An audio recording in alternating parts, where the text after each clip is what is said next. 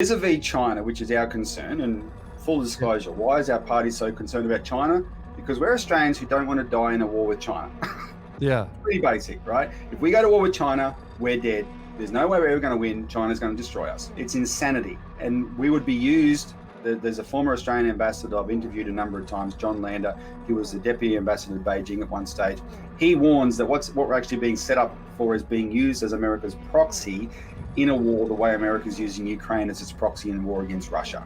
And so we would cop all the destruction on us, and America would keep feeding us weapons, but that would be quite useless. So Penny Wong and Anthony Albanese said they wanted to stabilize the relationship. Now, that was quite important because, especially in the election, which the election campaign was exactly a year ago, the 25th of April last year, our current opposition leader, who was then the defense minister, Peter Dutton, he said, we must prepare for war with China. Robbie Barwick is the research director of the Australian Citizen Party, a federal independent political party founded in 1988. Robert has extensively researched Australian history and Australian economic policy, including Australia's relationship to Britain and the United States. The following is my conversation with Robert.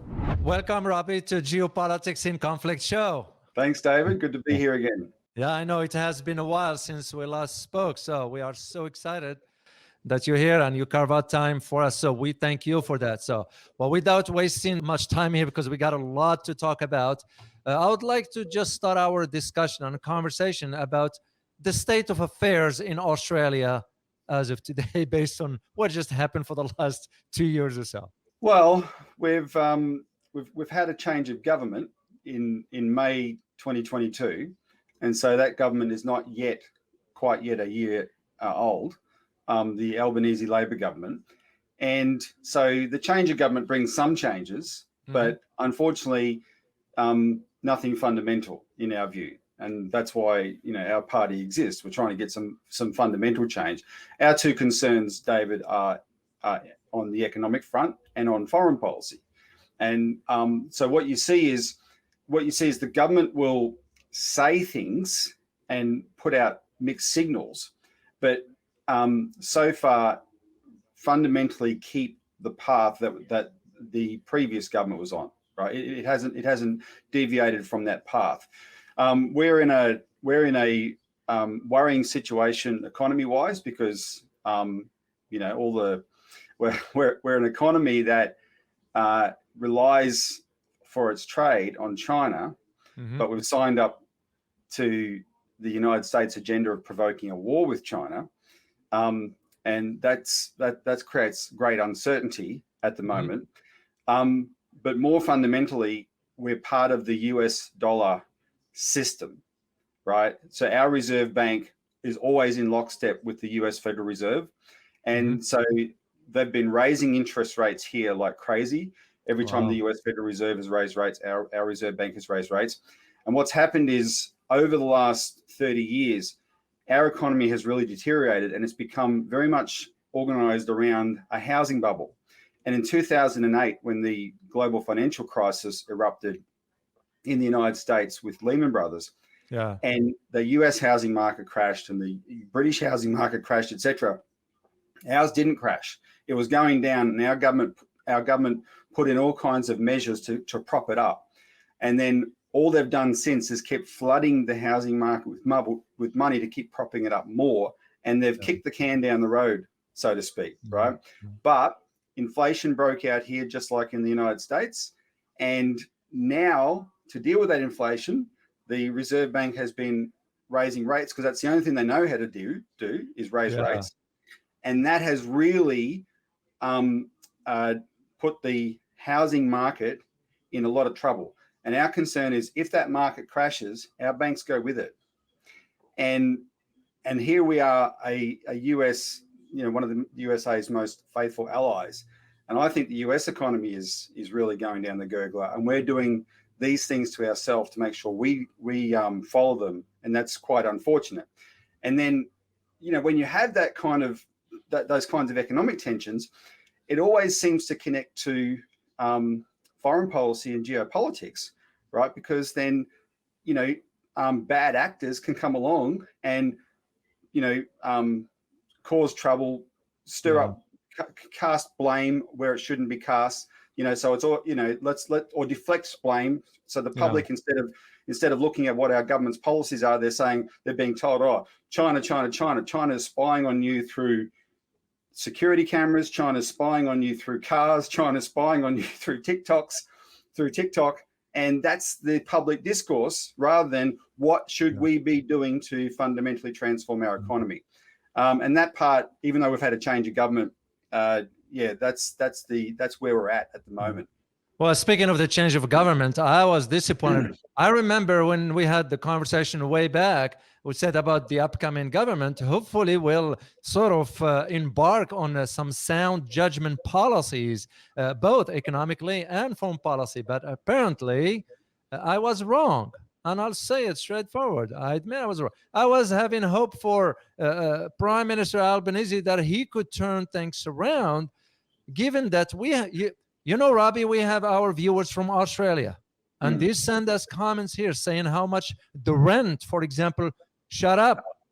Inflation. I mean, Aussies never get used to that kind of, and makes me just wonder. And you are someone I will trust his opinions on this.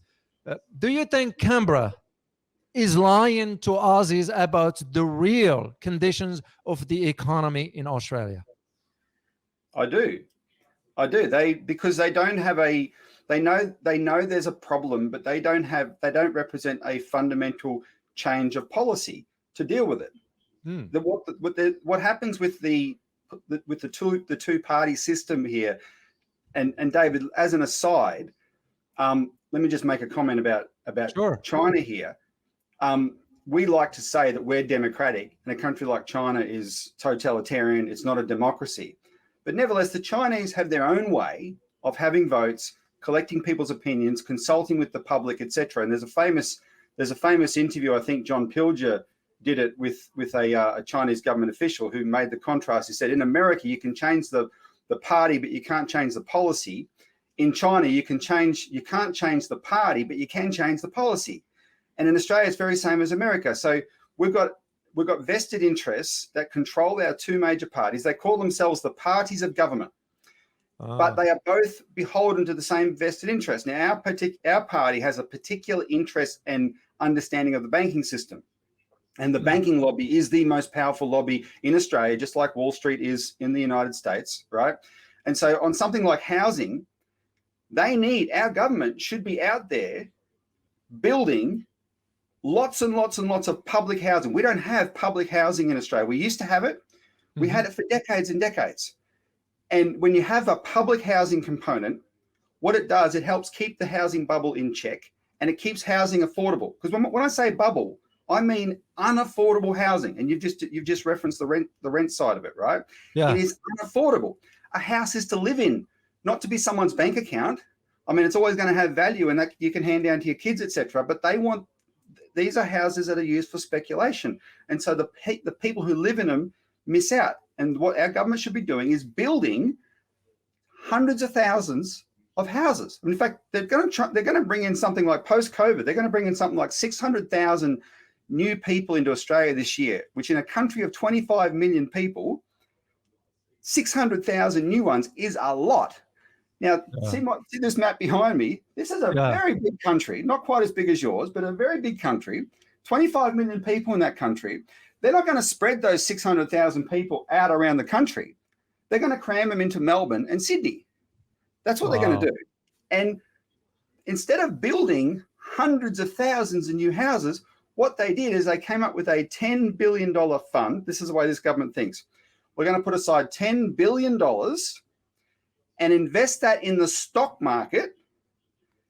And from the annual returns from that investment of, say, 500 million, we will build houses out of that.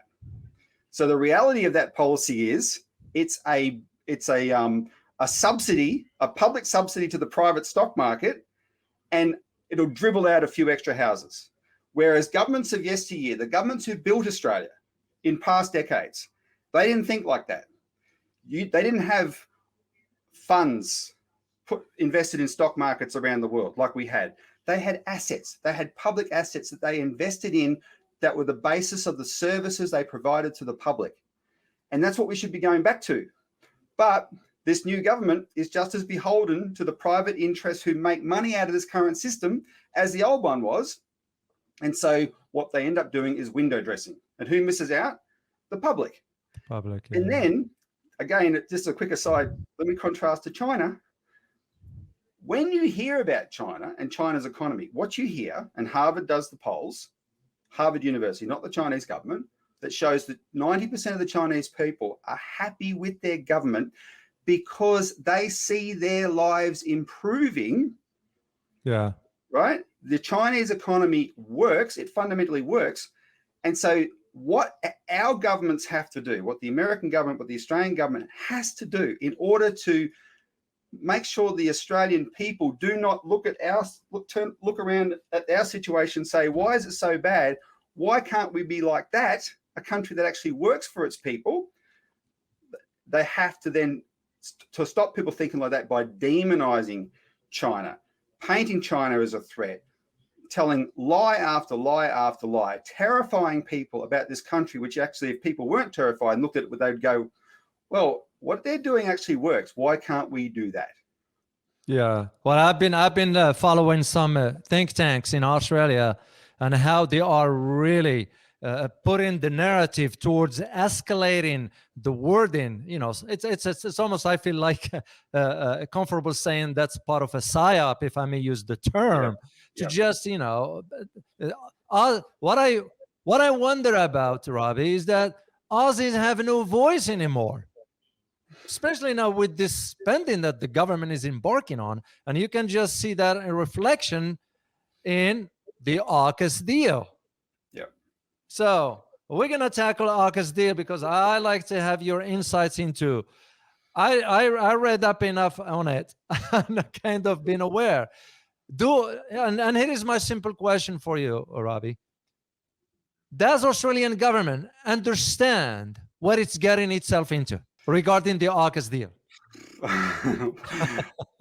Like the honest answer from me is, if you're talking about the Australian government as the elected politicians who make up that government, I genuinely don't know if they understand. I genuinely don't know.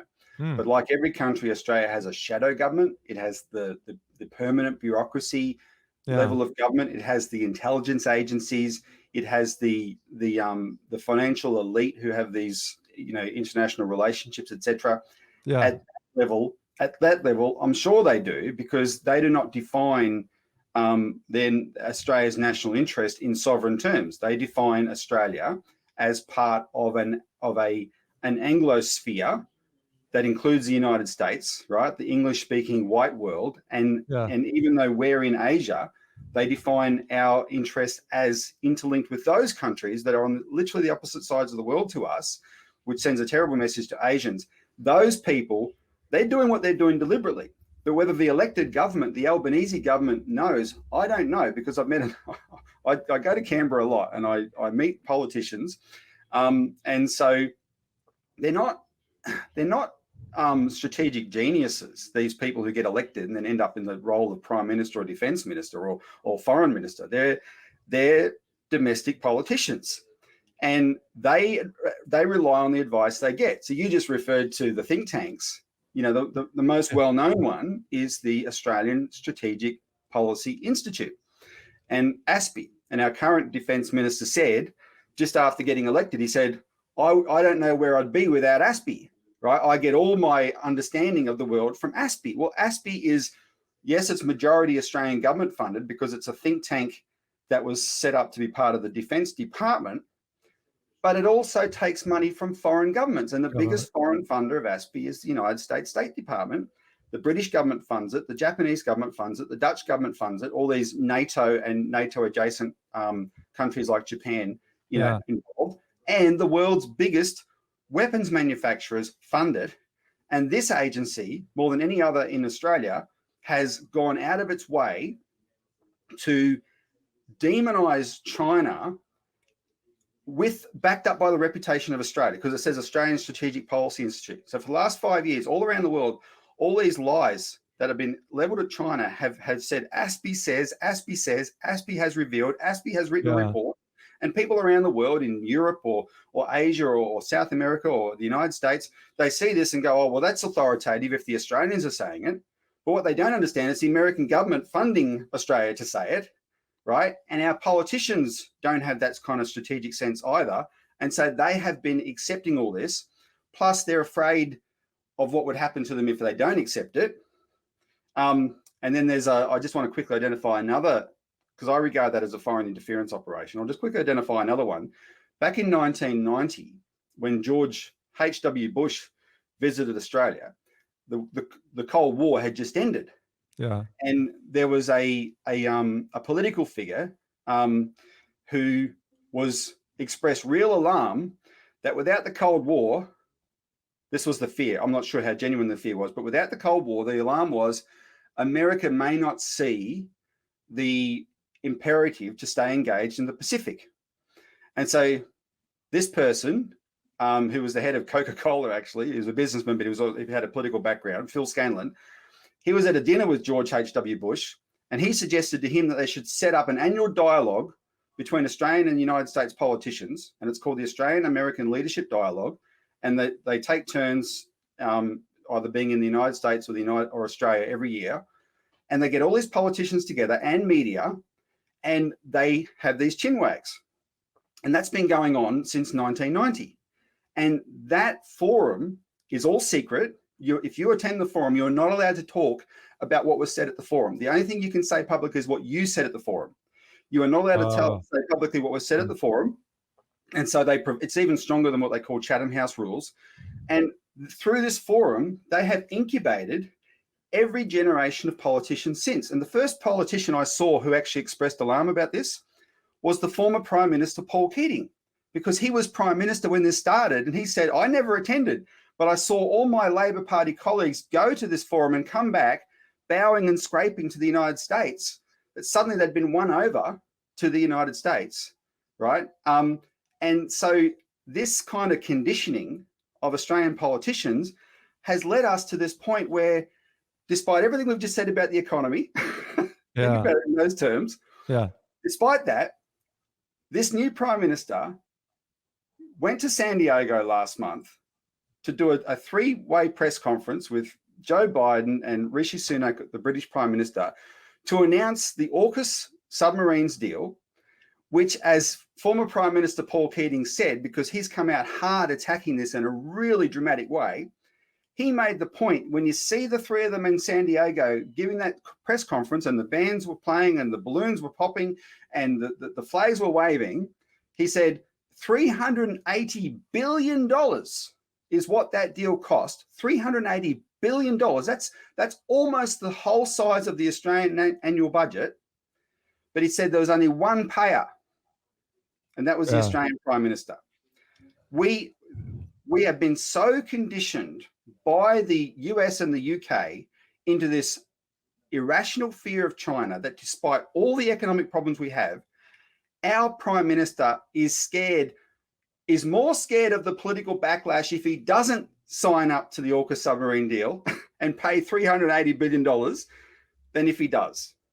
That's where Australia is at politically, thanks to this foreign interference operation that's been run against us through these organizations like ASPI.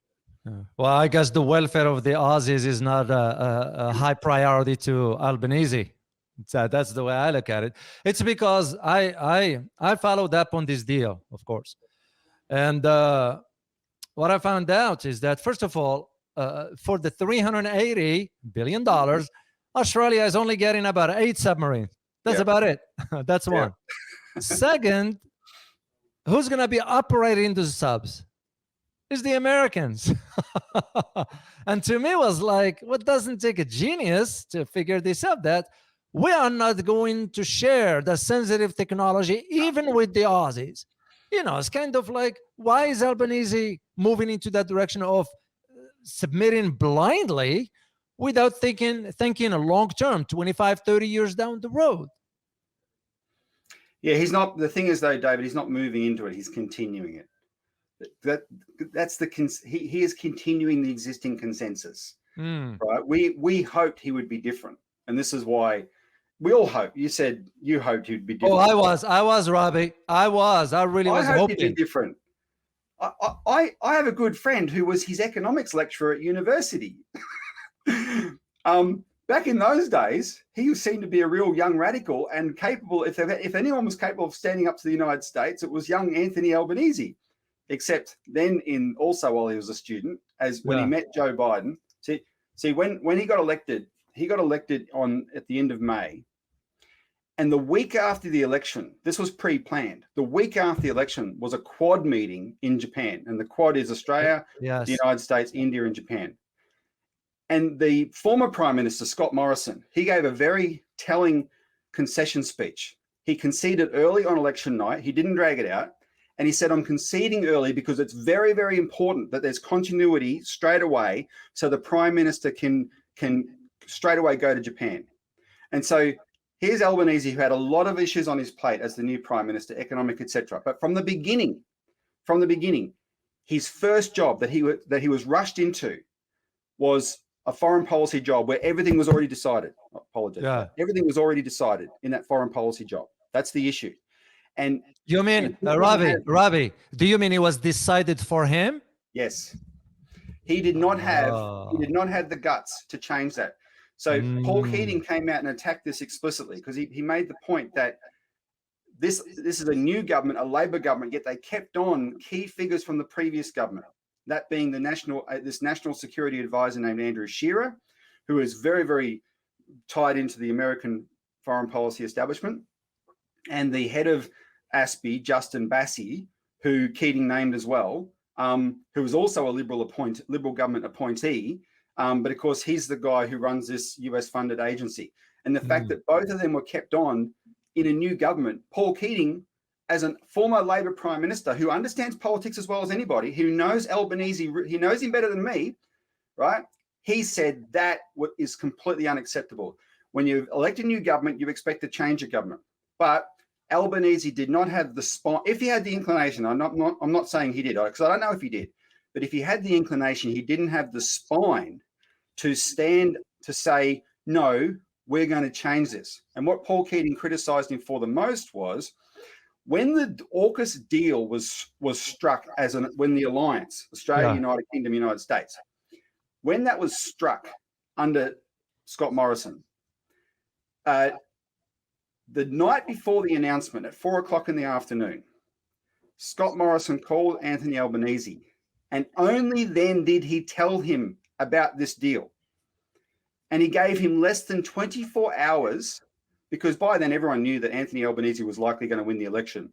Scott Morrison gave him 24 hours to either agree or disagree with the deal before the announcement the next day. And you remember the announcement? They had Boris Johnson in the UK, Biden and Morrison, right? And Biden couldn't remember Morrison's name. He called him that fella down under.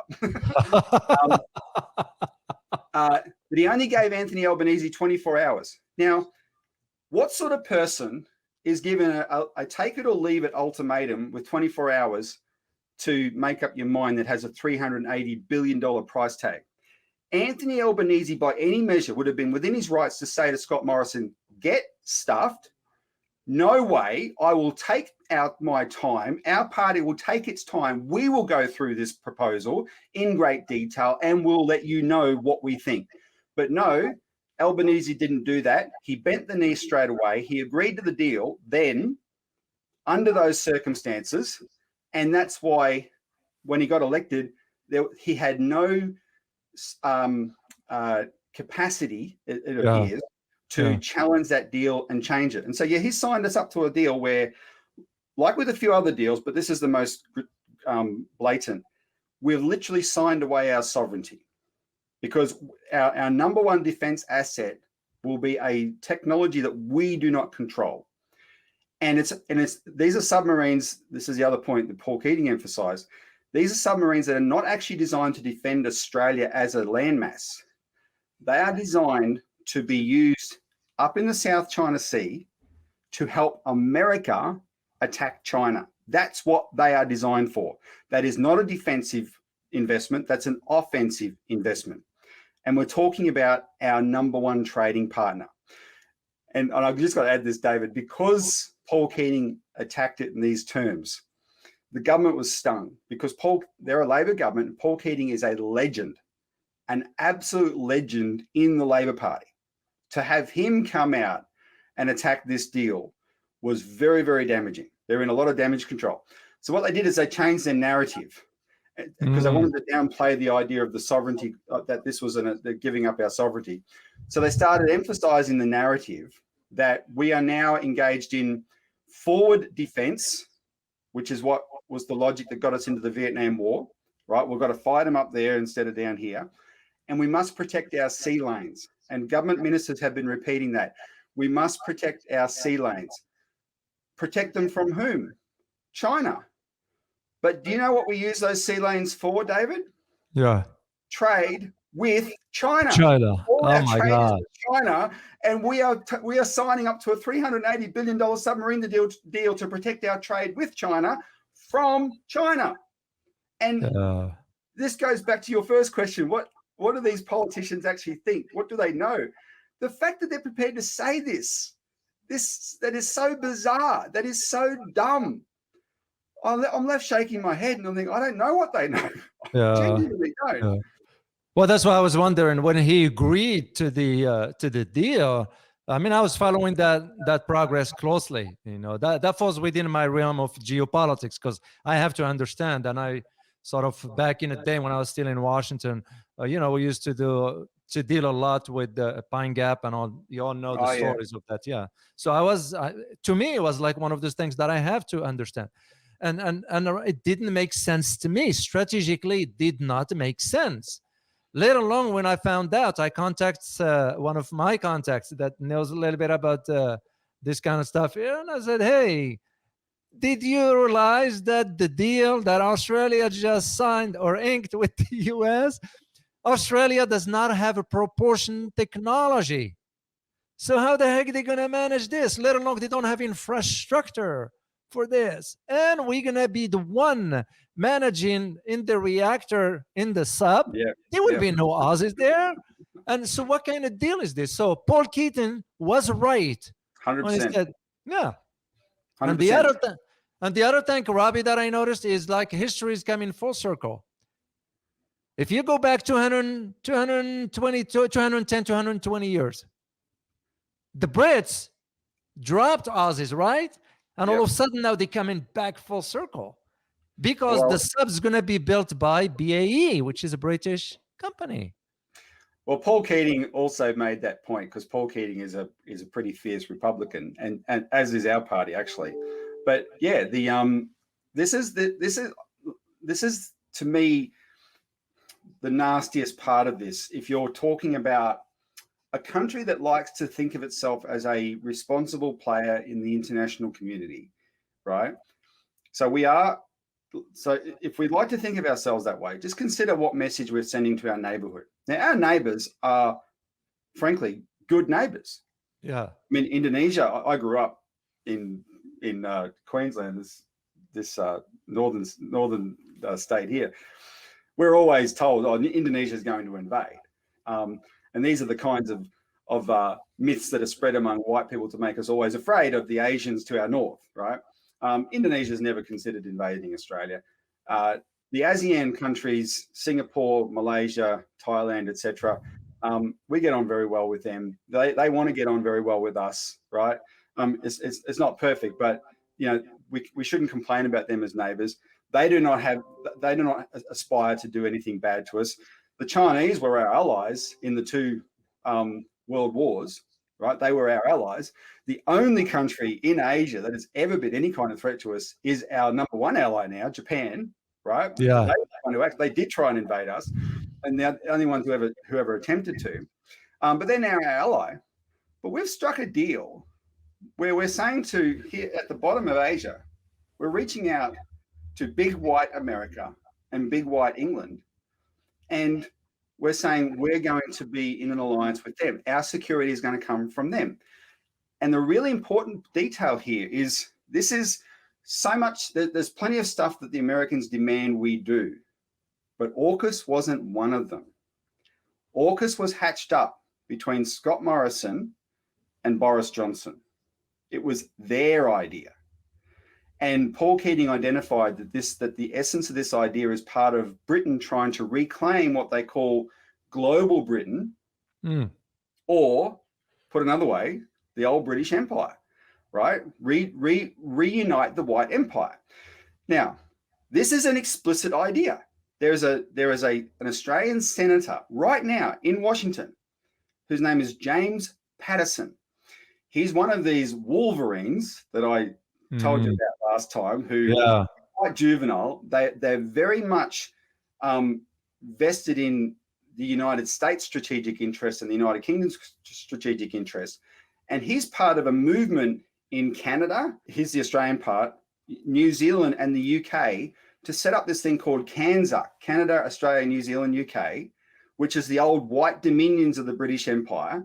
And they want to make it a free trade trading bloc between those countries, just based on our Englishness, right? Just based on having the king as our sharing the King of England. And they aspire that this trading bloc will also become a free immigration zone, free travel zone. So anyone who's in those countries can travel freely, like in the EU. They want it to go that far. But they also would like it to become a voting bloc at the United Nations, a voting bloc. That means this person, James Paterson, is advocating we give up our sovereignty as an independent nation, which we don't really have anyway, but if we ever wanted to become part of a revival of the white countries of the British Empire. Now, the British Empire was divided into two parts. There was the dominions and the colonies, and basically the distinction was the color of the skin. The dominions were the white ones, New Zealand, Canada, Australia, South Africa, and the colonies were the black ones and the brown ones, right? So it's, except for South Africa, which is part of the BRICS, this is an idea to revive that. And this particular senator is part of a group of senators that by their actions are loyal to the United Kingdom first and foremost, as well as the United States, before any idea of an independent Australia that I would recognise. Then they do not want to be an independent Australia. They want Australians to be afraid of our region. And unfortunately, let me be frank, David, this has always worked on the Australian people. It's called the yellow peril. For 150 years, Australians have easily been whipped up, incited to fear Asians, to fear the idea of Chinese hordes overrunning us. And that has kept us in the British camp and now the Anglo-American camp ever since. And that fear was never founded. We happen to live in a part of the world that is not known for going around the world and conquering. It's not known for that. The European part of the world was, our part of the world isn't, right? But the Australians have been incited into this fear of that. And once you're in that fear mindset, then all these things seem to be fair game. We will accept anything. AUKUS is the latest, deal, but before AUKUS, we've still got a deal where we're spending tens and tens of billions of dollars on the F-35 Joint Strike Fighter, which doesn't work, by the way. doesn't work. And when it does work, you cannot operate it on your own. You have to have another plane that helps the guidance, and the Americans don't sell that other plane, so you will only ever be able to use them in a war that America proves you have been being in, right? You have to use them in a fight alongside the United States, never independently. We have Obama did a deal with the government when he was president called the Force Posture Agreement, that we're now stationing B-52 bombers in the Northern Territory, just near Darwin, just under Darwin here. And those B-52 bombers... Is that near Queenstown? No, that's the other side. Okay. Queenstown, Queensland is here. This is Queensland, I mean. Yeah, okay. So it's going up north. Yeah, it's in the center. And this is Pine Gap's here, what you're familiar with, and right in the middle. Yeah. So Darwin's in the same territory. Okay. But these are B-52s that are nuclear weapons capable, except the deal that the Australian government has with the American government is we will not be told if they have nuclear weapons or not, because that's part of operational secrecy. So the Australian government is willing to be left in the dark about whether they have nuclear weapons or not, except, David, we are part of a treaty, a Pacific treaty, where we are signed up to an agreement with all our Pacific Island neighbours that we will never have nuclear weapons. Yes, you're right. I checked on that, Robbie. I checked on it, and I found that Australia signed the treaty, so it's bound by its clauses and obligations. And all of a sudden, they just turned around and kind of never existed. There's a meme you can see on the internet based on a British comedy show where there's these two characters. I forget the particular circumstance, but in the meme they say, "Are we the bad guys?"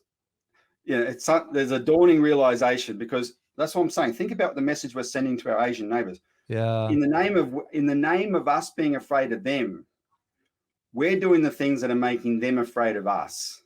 And on top of that, we're the ones that go off abroad and fight America's wars. We are the aggressor in many theaters around the world. We were in Iraq. In fact, we were in Iraq. Remember George Bush gave a deadline for the invasion? Yeah. Our Strategic Air Service Special Forces went into Iraq days before the deadline, because it wasn't a genuine deadline. We went in there to paint the targets that could be bombed. We're in Afghanistan for 20 years with the Americans, right? We're in Libya. We bombed the Libyan, sorry, not Libya, we're in Syria. We bombed the Syrian army, right? Because that's what we do. We claim we were fighting ISIS, but we went and actually bombed 70 and killed 70 Syrian soldiers in 2016. And all our countries that we're afraid of haven't done any of that, right? No one in our region has done any of that, yet we're afraid of them, and we justify doing these things that are now making them very, very, very afraid of us. Yeah. Well, I always wondered why. I had a conversation one time, Robbie, with someone.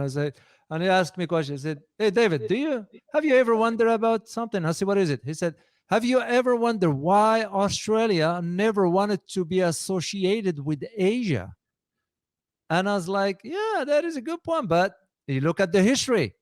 Look at its history. That is the reason why they never wanted to be associated with Asia, rather than like what you described, Robbie." So let me mention one more thing about AUKUS before we move into the financial aspects, because there's a lot of going on that. In AUKUS, regarding the submarine deal. Now, I know, based on my contacts also, without divulging much here, that it was a conversation the day after the Aussies agreed, the Aussie government, that is Canberra, agreed to the US proposal regarding the nuclear deals. France offered Australia a nuclear submarines delivery on time at a fraction of the cost. What can you tell? What can you share about that?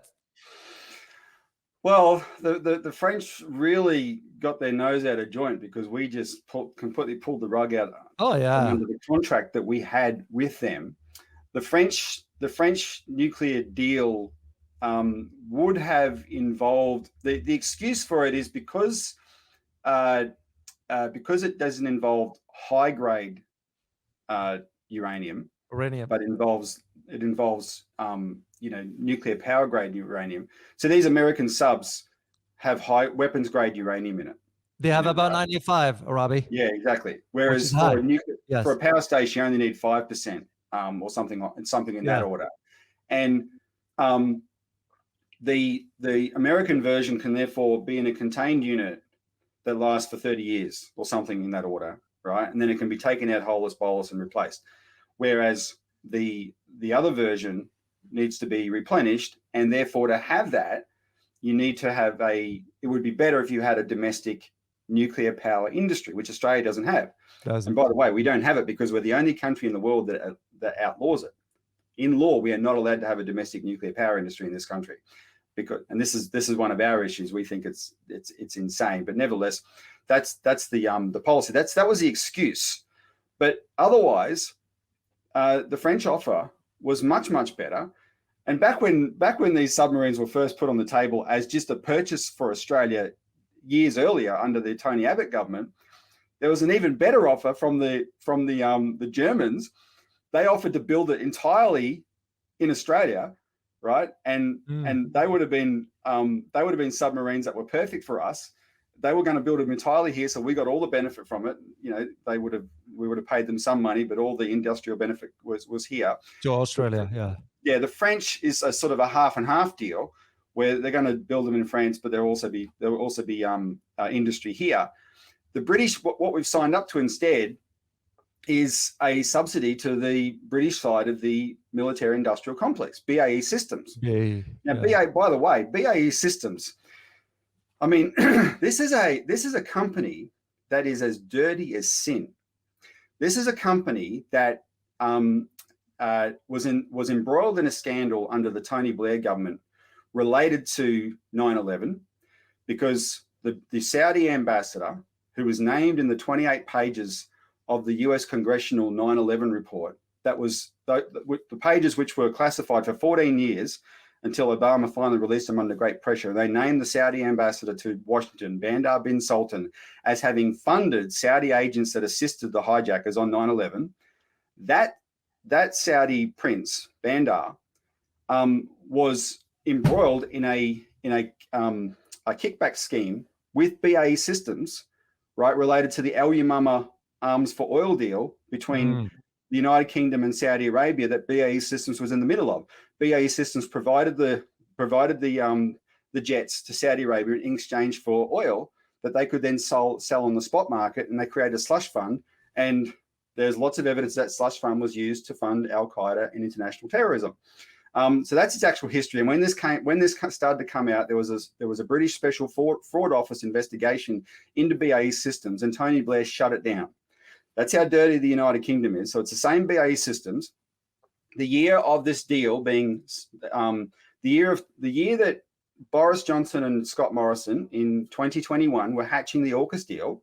Yeah, BAE Systems donated $90,000 to ASPI, the Australian Strategic Policy Institute, to help them do all the whipping up of hysteria against China that provided the justification for the deal, right? So that's small bickies for BAE Systems. Sling $90,000 to ASPI, but that's enough to allow ASPI to keep being to demonize China. And then BAE Systems' reward is they get the lion's share of this submarines contract, or the British side of it. So the American side of it is we're going to be buying off-the-shelf submarines from the United States, old ones. The British side of it is the new submarine that will supposedly eventually be developed. BAE Systems will build in the United Kingdom with some construction in South Australia, right? So, you know, by contrast, the French, and we're going to be paying $380 billion for that, whereas the French deal was so much more straightforward. And if they hadn't have ripped it up, we'd be on the way to having our submarines by now, right? But this is where, you know, we're ruled by people who I'm afraid for reasons that I suspect, David, include racial reasons, feel an affinity to the United Kingdom and the United States that we don't feel to anyone else. Wow. So let's shift to foreign policy here briefly here, because I still want to talk about the financial aspect. We'll keep that for last. So for the foreign policy aspect, and I want to talk about Penny Wang. Penny Wang, based on what I read about her way back, the Penny Wang that I'm seeing today is the opposite. How do you categorize or you know, substantiate her role into what's going on in Australia when it comes down to foreign policy? Well, I personally have been prepared to reserve my judgment, because on paper she has done a number of things that are positive. And so vis-a-vis China, which is our concern, and full disclosure, why is our party so concerned about China? Because we're Australians who don't want to die in a war with China. Yeah. Pretty basic, right? If we go to war with China, we're dead. There's no way we're ever going to win. China's going to destroy us. It's insanity. And we would be used. There's a former Australian ambassador I've interviewed a number of times, John Lander. He was the deputy ambassador to Beijing at one stage. He warns that what we're actually being set up for as being used as America's proxy in a war, the way America's using Ukraine as its proxy in a war against Russia.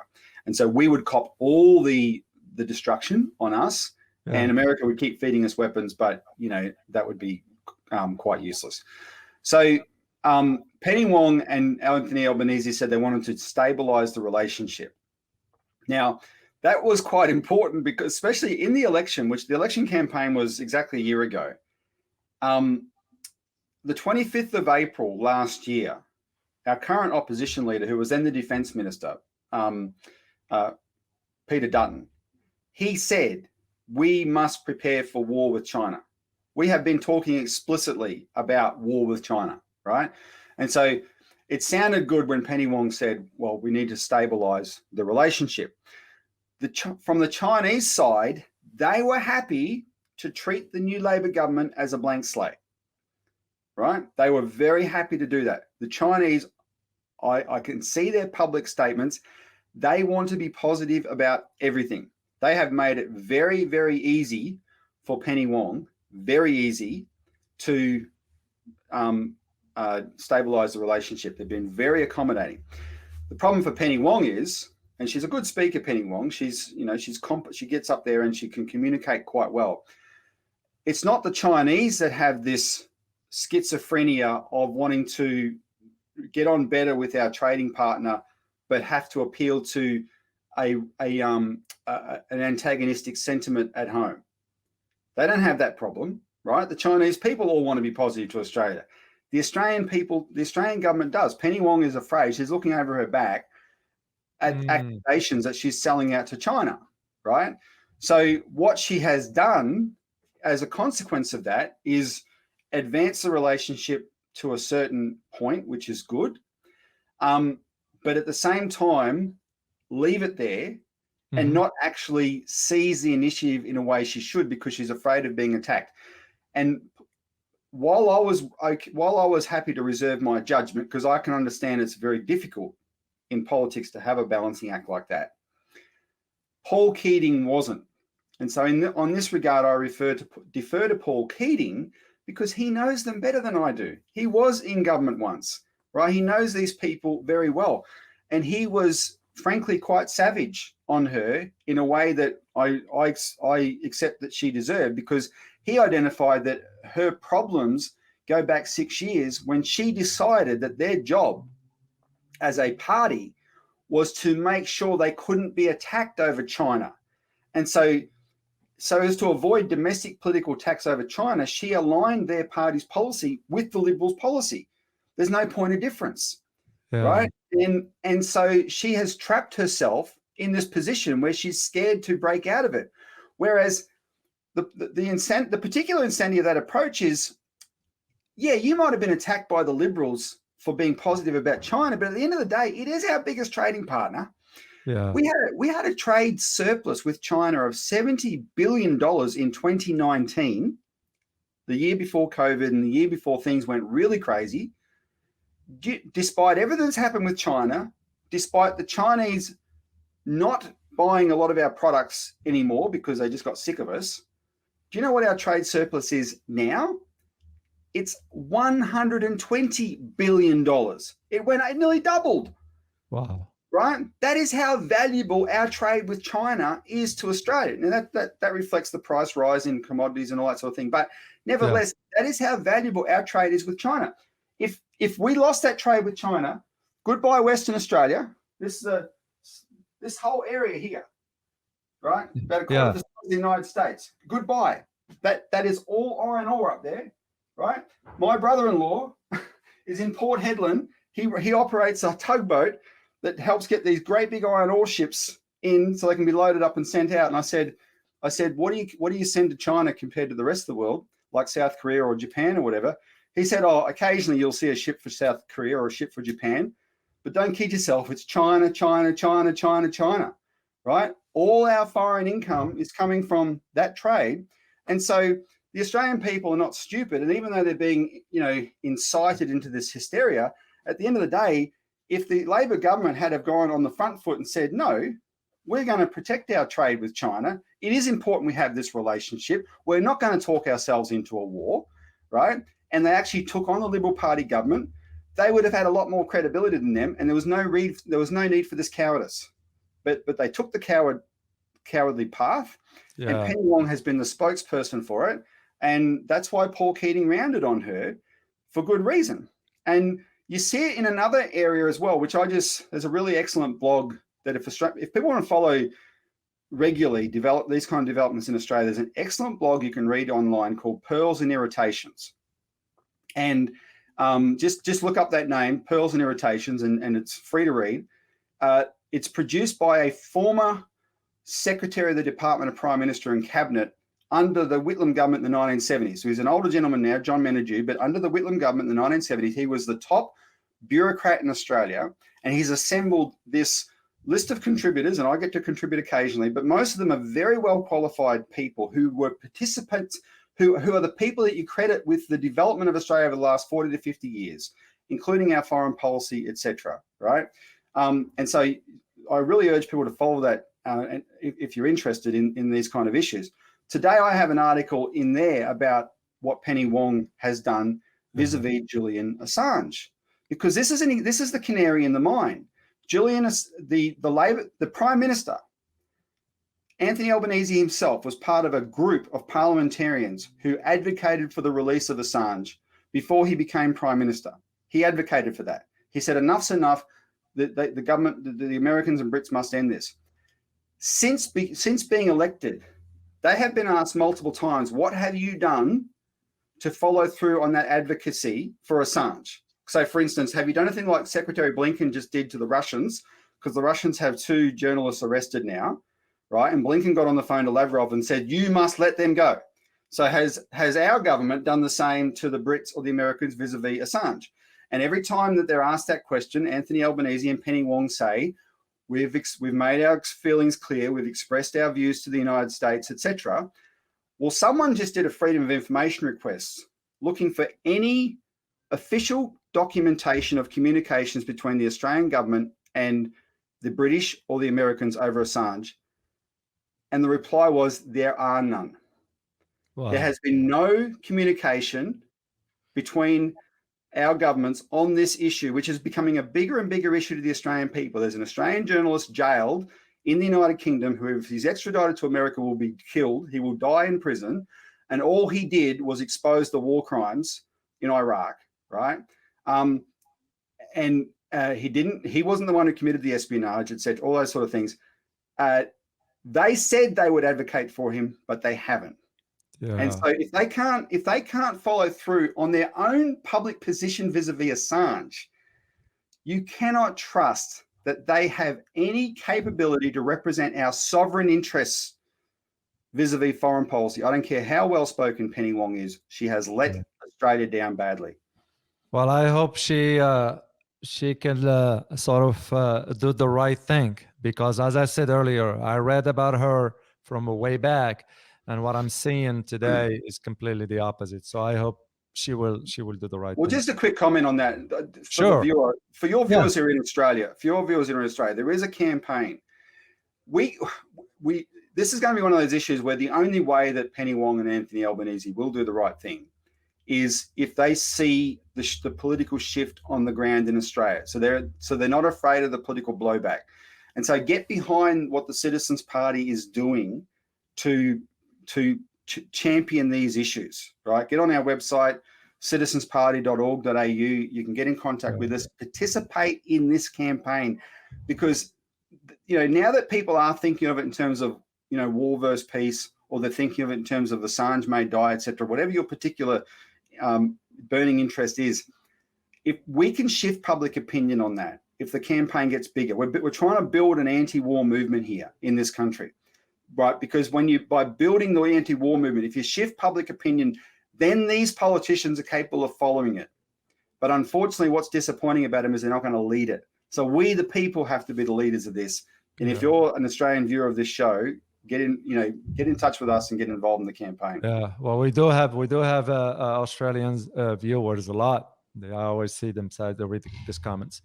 Let's tackle our last segment of this discussion here. What I want to talk about, Robbie, has to do. I'm sure you are watching the trends around the world as far as how many countries now are sort of moving away from the US dollar. With your neighbors, ASEAN just made the decision 2 days ago. Where do you see this within the context of Australia, given how the financial sector in Australia, it's the one with the most strong lobbyists and so forth? Yeah, so this is where, if I can just say something that Australian will recognise, we in Australia always talk about our dependence on China for our economy, but that's in trade terms. Our financial system is 100% integrated with the Anglo-American financial system, Wall Street, Federal Reserve, etc. Our banks raise all their capital there. So our big four banks have a lot of exposure overseas, and it all comes from the United States. Our government, when it sells its bonds, something like 3/4 of Australian sovereign debt, probably higher now, is essentially held by US interests. And of course, we have the evil empire of BlackRock and Vanguard and those kind of interests. They are the biggest shareholders in everything in Australia now. Oh my God. Absolutely everything, right? We have a public pension, a private pension system, which we call superannuation, private pension funds, that is pretty big. So our economy in GDP terms is about 2 trillion Australian dollars. Our private pension pool is about 3 trillion Australian dollars. And almost $1 trillion of that is invested overseas, not in Australia, and it's helping to prop up the New York Stock Exchange, things like that, right? So the integration is quite big. However, we are also affected by these changes. So towards the end of last year, there was a very interesting development. It's one of those minor things that you didn't really notice unless you were paying attention. But BHP, which is one of our really big iron ore miners, sent a shipment of iron ore to China, settled in yuan, right?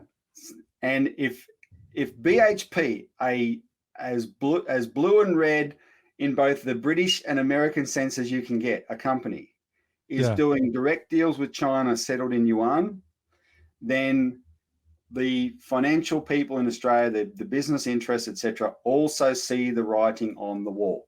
Because the financial system at the end of the day, David, it's paper or pixels. Right? Yeah, you're right. Unless it's backed by, why was the US dollar made the reserve currency in 1944? Because the US was the productive powerhouse of the world. It could back up that currency. Well, that's what's changed. America is no longer the productive powerhouse of the world. China is the productive powerhouse of the world. And just like the pull of the BRICS economies, thanks to China, was enough for the Iranians and the Saudis to see their shared self-interest. Implacable enemies saw their shared self-interest thanks to that pull. That's true for Australia as well. And we've got a thriving business community here that has been doing a roaring trade with China for many, many decades now, 3 or 4 decades. It's been entirely in our favor. We've benefited from it immensely. People get confused by this. People have to understand it's a separate thing from the fact that we lost our manufacturing, etc., because that was a political decision to allow the outsourcing of all our capacity.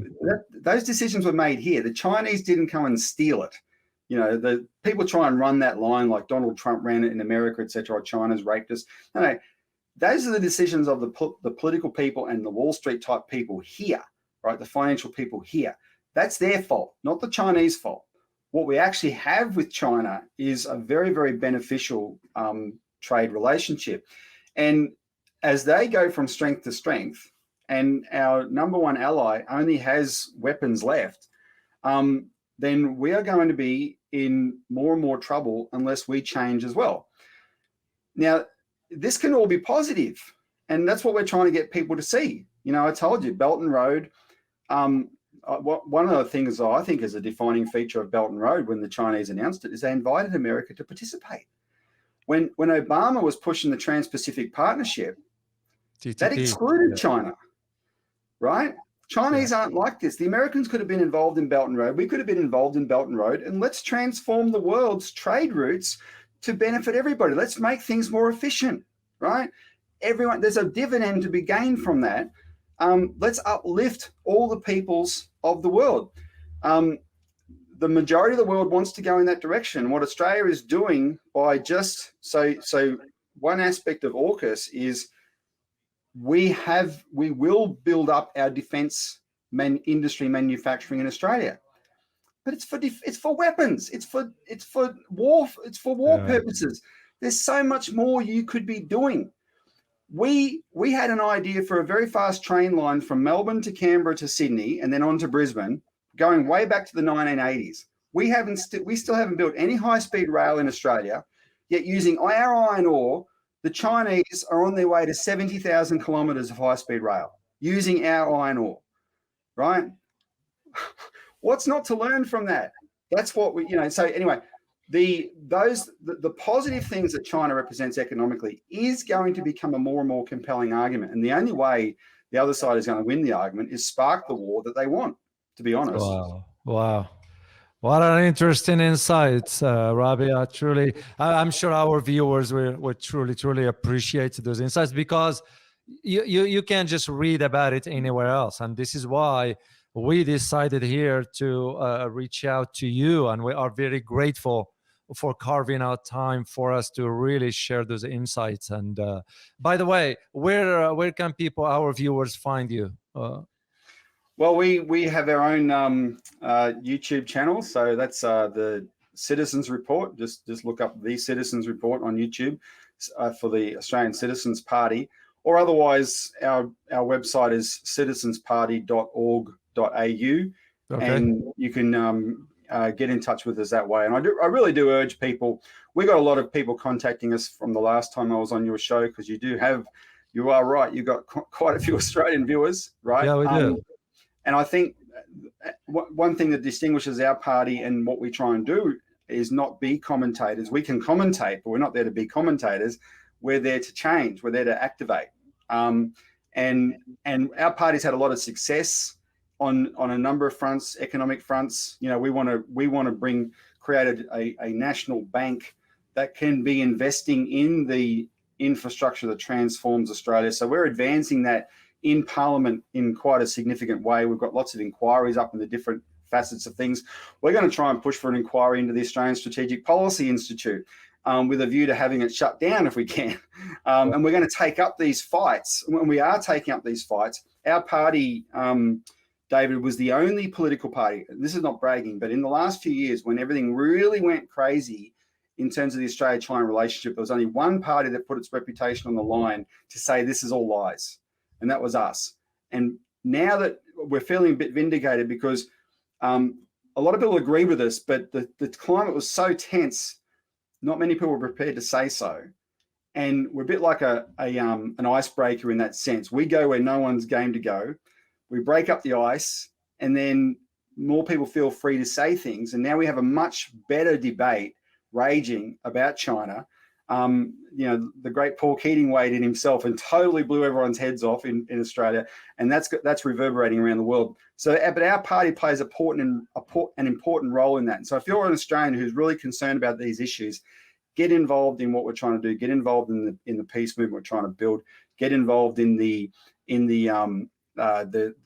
message we're trying to send to our Asian neighbours. We want to collaborate with you. We don't want to go to war with you. Well, Robbie, on behalf of the entire team here at Geopolitics in Conflict show, we can't thank you enough for really, once again, carving out time for us. It means a lot to us, but also for our viewers, because this is sort of a learning experience for them to know now real information from individuals like you that are on the ground and straightforward.